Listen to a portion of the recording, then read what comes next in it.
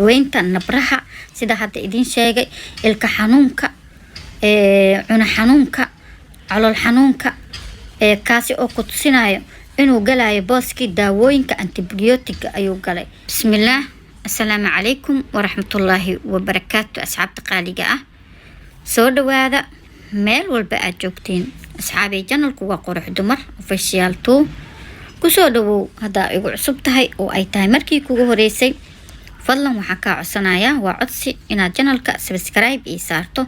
like sidoo kaleeto like-ta macnaha waxay naga saacidaysaa videoga inuu meelo fara badan tago. sii share garay si asxaabta ay kula wadaagaan haddii ilaahay idmo. asxaabta qaaliga ah, soo dhawaada ayaa idin leeyahay mar koowaad iyo mar labaadba asxaabay insha allah. asxaabta qaaliga ah waxaan rabaa maanta insha allah inaan idinla wadaago maxaa la dhahaye wax yar oo aan uga hadlaayo diinsiga. insha allah diinsi ma taqaanaa? haddaad taqaanid diinsi lema u taqaanaa mase magac kale ayaa u taqaanaa? weligaa ma isticmaashay? maxaa la dhahaye faa'iidooyin ma ku aragtay? waxyaabahaas insha allah dhinaca commentiga aan rajeynaya inaa igala wadaagtin haddii ilaahay idmo insha allah. asxaabta qaaliga ah, insha allah aan sii gudagalo barnaamijkeena. asxaabay diinsigu horta aad ayuu maxaa la dhahay faa'iidooyin fara badan u leeyahay oo aan la soo koobi karin, aan aad la qiyaasi karin. marka sidaas daraadeed diinsigu Soomaalida maxaa la dhahay aad ayay u isticmaashaa, aad ayaan isugu daaweeyaan diinsiga. marka maasha allah insha allah. marka diinsigu waa dhir ubaxley waaye. diinsigu waa ubaxley, dhirtaas oo ah dhir ubaxley ah kaasi oo ka baxa deegaanka ama agagaarka dhulbaraha ayuu ka baxaa diinsiga. inta la og yahay dhirta macnaha dhirta noocaani oo kaleeto ah waxay ka koobantahay ama uu ka kooban yahay 17 waax ayuu ka kooban yahay oo kala duwan. 17 waax oo kala duwan ayuu ka kooban yahay dhirtan oo ama ubaxleyda ah, kuwaasi oo dhammaantooda ka baxo deegaanada kulka dhexa leh ay ka baxaan. okay, geedkani wuxuu ka mid yahay ama geedaha wuxuu ka mid yahay geedaha anaga aan ku faano Soomaaliya. geedaha aad ugu faanaan ayuu ka mid yahay geedkani. geedkani waxaa laga isticmaalaa waa inta wadan ee laga isticmaalo ayaan rabaa inaan idin la wadaago. waxaa laga isticmaalaa dhowr wadan ayaa geedkani laga isticmaalaa oo diinsiga ah. wuxuu kala yahay wadamada laga isticmaalo oo aad iyo aad looga isticmaalo waxaa ka mid ah Kenya, waxaa ka mid ah Malawi, waxaa ka mid ah Mozambique, Tanzania iyo kuwa kale oo fara badan ayaa aad looga isticmaalaa geedkani. marka insha allah waxtarka uu leeyahay aan ka soo taabto hal iyo labo. macnaha waxtarka uu leeyahay geedkan aad ayuu u fara badan yahay waxtarkiisa, laakiin ma soo wada koobi karno hal iyo labo. midda kale diinsiguna waan wada naqaanaa dhammaanteena haddaan aan macnaha Soomaali aan nahay, sababtoo aad ayaa loo isticmaali jiray berigii hore. haddeer xataa waa la isticmaalaa diinsigu, sababtoo ah diinsigu waa antibiyootig. markii uu qof nabar ka soo baxo oo kaleeto waxaa la dhahaa diinsiha isticmaalo qofkaneeti, oo Soomaalidu waxay dhahdaan geed kuleel ayaa la dhahaa nabarkaasi ayay dhahaan. marka ma isticmaali karo calaashaan sida ay Soomaalida aan u naqaano, ma isticmaali karo daawo kaleeto. diinsigu nabarku wuu qaboojinayaa. haddii nabar uu kasoo bax uu yahay oo kaleeto markii afka laga saaro, gudaha haddaa ka cadidne nabarkaasi wuu soo qalalayaa, banaankana waa laga mariyaa oo nabarka si uu u dilaaco. oo markuu dilaaca intuusan dilaacin ayaa la mariyaa. okay, waxtarkiisa waxaa ka mid ah Soomaalidu waxay u isticmaashaa daaweynta nabraha sida hadda idin sheegay ilka xanuunka, cuna xanuunka, calool xanuunka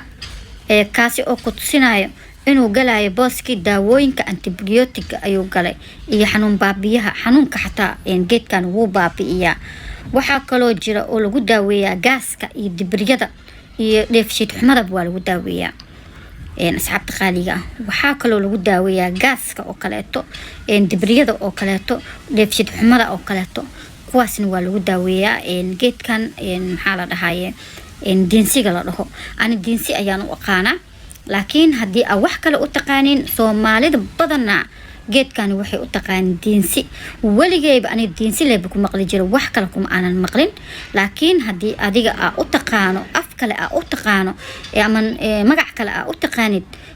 commentiga insha Allah si lagaaga faa'iido commentiga nagula soo wadaag kadii ilaahay idmo asxaabta qaaliga ah deensiga waxaa laga sameeyaa sida shaaha oo kaleeto qofka markuu rabo inuu isticmaalo oo kaleeto sida shaaha ayaa loo kariyaa iyada oo lagu daaweynayo qofka hadii shuban oo shubmaayo oo kaleeto dhibaatooyin kaleeto macnaha oo qofka oo ku dhaco kaleeto waxaa jiro cilmi baaris lagu sameeyay deensiga oo ay ku sameeyeen cilmi baariyaal isugu jiro Soomaali iyo ajaanib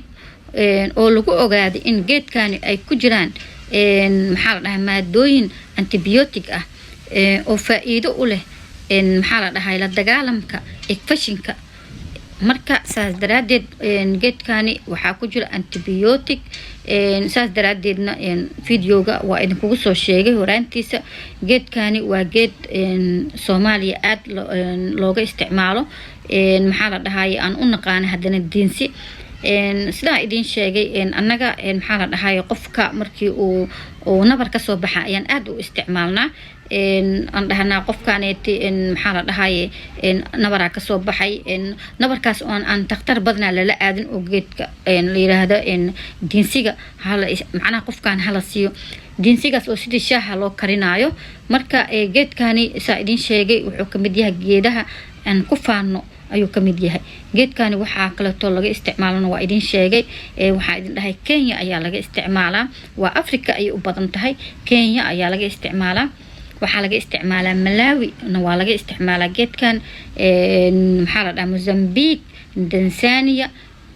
saa idin sheeg iyo kuwa kale fara badan ayaa laga isticmaalaa marka wadankeena dawaaba wadanka ugu horeeyo oo geedkan laga isticmaalo geedkan isticmaalkiisu waxaa sida qaas fitamiin ahaan looma isticmaalo waxaa loo isticmaalaa kaliya inuu antibiyootig yahay antibiyootig macnihiisu waa qalajiye qalajiyuhuna sidiisaba maxaa la dhahaa ma ahan wax oo adiga فيتامين ما أهن واحد جركا فيتامين كهلاي ما أهن لكن جركا هدي عاوق وكجرو هدي وكجرو إن محل هاي إكفشن كجرو هدي نبر وكاسو بحيو كلاتو إن وحيابها أدلو استعمالها جيت كان وقلجية إن هدنا مسنا وطو حنون بابية وون حنون بابيين ويهي جيت كانت أدي أو كهوريسو وكلات نبر وكاسو بحو نبر كاسو العايو كلاتو وحيابها أد ونكسين هاي وحكلو سير دير أو عن معناها أنقصو قادني إن قضبضينا وحكمدها إن لغو داويناي شبنكا إن لغو داويناي غاسكا أو كلاتو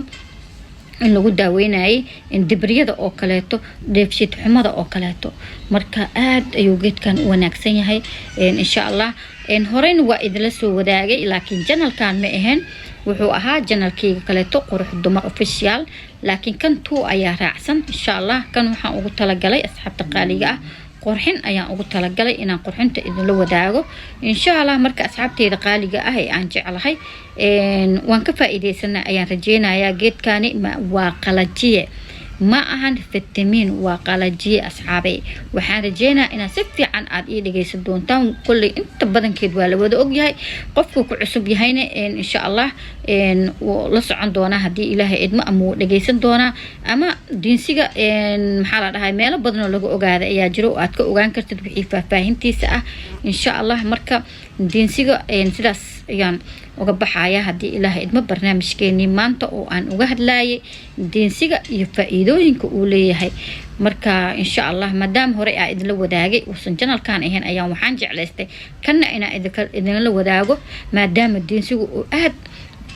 macnaha u leeyahay waxtar badan u leeyahay oo dhinaca antibiyootiga ah uu leeyahay marka insha Allah wixii dheeraade waxa la xiriireysaa dhakhtar ayaa la xiriireysaa qof mata qof kasta ma isticmaali karo diinsiga insha Allah marka asxaabta qaaliga ah waxa idin leeyahay hadday habeen idin tahay hadday maalin idin tahay dhamaanteed intay idin tahay insha Allah oo video waa idin soo gaaro ay idin wacnaato ka hor iyo inta ka dambaba انت عافيمات قبتنا عافيمات الله سائديو انت عافيمات قبلنا عافيمات الله السيو ان شاء الله اسحاب تقاليقا اسكو سو دعينو دمانتينا ان شاء الله اسحاب تقاليقا وا idinka sii tagaaya intaan idinka sii tagin hore toxic ma dhamaanaay channelka subscribe saar ha iloobin waxa video dhamaadkiisa kugu istaagay ha iloobin subscribe dhab isiga sii haddii subscribe ay ahaydna like ta xasdin dhab ku sii ha iga xasdin sidoo kaleeto waxaan dhahay sii share garay oo asxaabtaada la wadaag videoga insha Allah asxaabteeda qaaliga aan jeclahay hadda waa idinka sii tagayaa